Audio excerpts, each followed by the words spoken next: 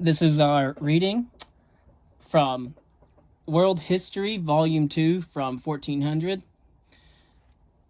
There is a playlist already in audiobook form on my YouTube channel going from 3 million years ago, the evolutionary prehistory of humankind about the Paleolithic and things of that nature, all the way up to 1500.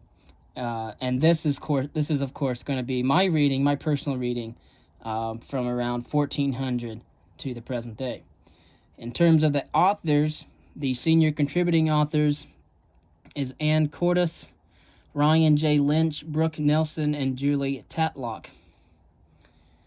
One is at Johnson and Wales University, the other from Columbus State University, the other from California State University and Mount Mary University. And of course, there are other contributing authors and reviewers as well. Without further ado, we'll go ahead and get into Chapter 1, Understanding the Past. The outline is developing a global perspective, understanding primary sources, as well as causation and interpretation in history. Introduction. What is history? It is simply a record of things people have done. Is it what writer Maya Angelou suggested? A way to meet the pain of the past and overcome it? Or is it, as Winston Churchill, former Prime Minister of Great Britain, once said, a chronicle by the victors, an interpretation by those who write it? History is all this and more. Above all else, it is a path to knowing why we are the way we are, all our greatness, all our faults, and therefore a means for us to understand ourselves and change for the better. But history serves this function only if it is a true reflection of the past. It cannot be a way to mask the darker parts of human nature, nor a way to justify acts of previous generations. It is the historian's task to paint as clear a picture as sources will allow. Will history ever be a perfect telling of the human tale? No. There are voices we may never hear, yet each new history book written and each new source uncovered reveal an ever more precise record of events around the world. You are about to take a journey into human history. Of course, this text was first published in 2022. The year now is 2025. Developing a global perspective. By the end of this section, you will be able to identify the role that history plays in higher education, discuss the ways in which the study of history can build skills for lifelong learning and success, and explain how the features of this text will optimize your learning experience. From the legends of Troy, heralded by Homer, to the contents of digital archives assessed by modern students, the human story has fascinated and instructed those who have tried to understand its complexities. Knowing the past has long been considered a mark of civilization, and its study has never been more pertinent. We have all heard the philosopher George Santayana's observation, quote, "Those who do not learn from history are doomed to repeat it," end quote. Yet, because history is an ever-changing collection of events influenced and shaped by a variety of causes and outcomes, it never truly repeats at all. Santayana's comment rings true, however, in that we can discern patterns of human behavior by careful study of the past. To know history is to know ourselves, and understanding history's nuances opens our imaginations to the possibilities each new situation creates. It is this knowledge of possibilities that allows the student of history to see the present with more clarity and of course, world history is preparation for life after college. History is more than a series of names and dates. Those are simply its building blocks, the pieces necessary for completing the whole picture. History is a story, a narrative, the human story, that connects us both to each other and to the generations that lived before us. And today we study history in a way that grounds students in this shared past while also preparing them for their futures. The liberal arts are intended to help students find fulfillment, to better themselves and their communities through meaningful self-reflection and development. But they have also always prepared students to enter the workplace by owning career skills. To say that a world history class prepares students for the workplace is simply to acknowledge what has always been true. This world history text has several key features that will help you to understand the past in ways that are relevant to the present. Perhaps most important is its recognition that the study of world history prepares us to meet modern challenges. To cover the history of the whole world is very daunting, perhaps, but a student must be prepared to engage with the globalization processes that have dominated history for the past few centuries. People around the globe are more integrated than ever by social and economic forces that transcend national boundaries. Both your private and public lives will require knowledge of the world and its people. Understanding the diversity of peoples, cultures, and ideas, and possessing cultural empathy and awareness will allow you to meet global complexities with competence. The study of history will also enhance your critical thinking and analytical ability, both of which consistently appear among the top 10 skills desired by employers. Other skills that have been overcome and increasingly important include adaptive thinking, social intelligence, cross-cultural competency, and media literacy. This final skill is critical to modern workplaces. History teaches students how to assess and analyze the material that they are reading, as well as how to develop and present content in a meaningful and persuasive way. It also owns a creative mindset that is flexible and open to interpretations and ideas outside our own worldview. And so we have a diagram of top skills that employers will value in the year 2025. According to the World Economic Forum, including innovative inquiry and creative thinking, you will develop and practice many of these skills in this course. And of course, you have analytical and creative thinking, innovative and original lines of inquiry, and confidence, as well as competence.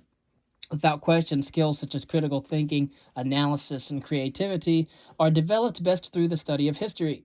Historians must be truly multidisciplinary in the sense that they observe and gather as much information as they possibly can, and then interpret that data with the aim of drawing conclusions. The historian also must be a creative thinker because the source material, the data, is human, making it the most complex data imaginable. Historical data is as diverse as the people who make it, and it might be everything from the edicts of kings to the tunes played by street musicians. Historians must also be effective communicators. Who cares about a story nobody reads or a product nobody buys? What company in the world could not use and value someone who could think critically and creatively and then explain and communicate effectively? Historical thinking also provides students with a stronger sense of self, with avenues to explore human existence, and with the skills necessary to navigate the complexity of their world and future workplaces. This text and its assessment questions will encourage you to analyze large amounts of information, to understand a myriad of concepts, and to make connections across topics. Developing cultural awareness and empathy is also critically important, and studying world history is a way to ensure that you have this necessary skill. The influential job site Indeed.com says, quote, "In our workplaces, in our world, we are a diverse people. Cultural competence is increasingly important as our means of communication and collaboration in working environments and as they evolve. Learning how to respect, communicate, and collaborate with an increasingly diverse work culture is critical to optimizing a company's efficiency and productivity," end quote. And again, that is from the Indeed.com. World history and global citizenship. The study of world history recognizes the integrated nature of modern life and prepares students for diverse global workplaces. Knowing about the world will prepare you to be a global citizen, someone who may reside in only one nation but who self-identifies as part of the larger world community. Issues in need of solutions, like climate change, social justice, and human rights, are global in scale. You must know the world to be the change that it needs. How do you fit in the global environment? What is your story, and how is it linked to that of others? And again, knowing about the world will prepare you to be a global citizen. A global citizen is a person who may reside in only one nation, but who self-identifies as part of the larger world community. In many ways, the idea of global citizenship emerged from the human wreckage of the two world wars. Beginning in 1948, the UN, or the United Nations, established a series of universal declarations that conceived of all people as deserving of human rights and dignity. For example, we have Eleanor Roosevelt, the wife of former President FDR, who was extremely instrumental in the latter half of the 1940s, who was part of the chaired committee that drafted the Declaration of Universal Declaration of Human Rights. Three such declarations further affirmed the rights of women: the Convention on the Elimination of All Forms of Discrimination Against Women, also known as CEDAW, 1979. There's another of children, the Declaration of the Rights of the Child, 1959, and of people with disabilities, the Declaration on the Rights of Disabled Persons, 1975. The United Nations regularly requires that member nations report on progress in these areas. Words and declarations help to create an ethos, a set of guiding principles. So in addition to participating in global economies that transcend lines on a map, many in our world recognize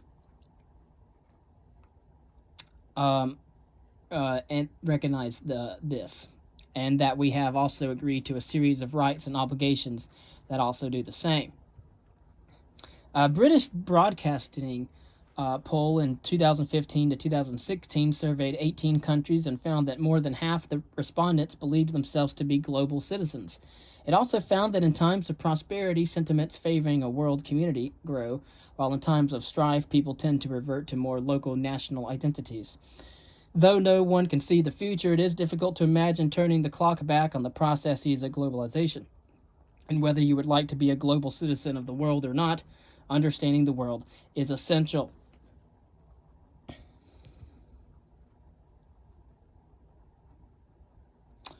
And features, it talks about features of the text book.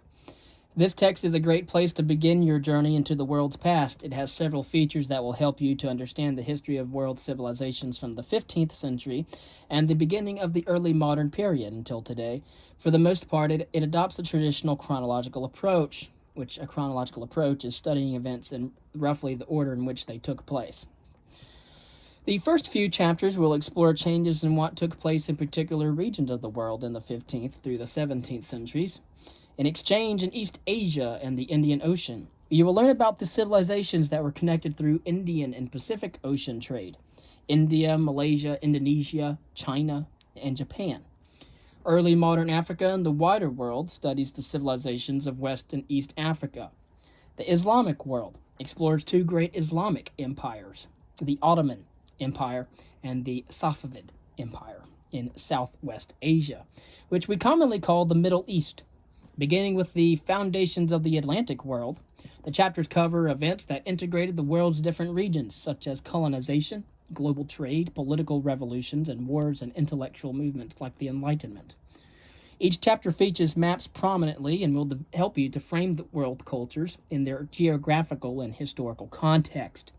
You will engage with first-hand accounts of key people, as well as key events, including instances in which people's recollections of the same events might differ. And the text will also highlight links between the past and the present to emphasize how earlier knowledge applies to our world today. Of particular note, we feature boxes within each chapter. These present documents and images from the eras that you are studying. And sometimes you will be guided outside the text, such as in the link to learning boxes, to explore other digital resources that clarify content on an internet perspective. And of course, expands on ideas, highlights interesting novel work happening in the field. Finally, where appropriate, the text will offer material that is relevant to your current experiences to help you understand the links between the past and the present. And of course, the past meets the present, and because this is a global history, the authors try to be true to the essence of world cultures by presenting people's names and forms as close as possible to their language of origin. These spelling choices have been made by experts in their field based on current research. And so, for example, there are different systems adopted by different cultures and different languages and different alphabets, for example. In the next reading, we will discuss primary sources. By the end of that section, we will be able to identify different types of primary sources. We will analyze primary sources in a historical context and then also interpret primary sources effectively.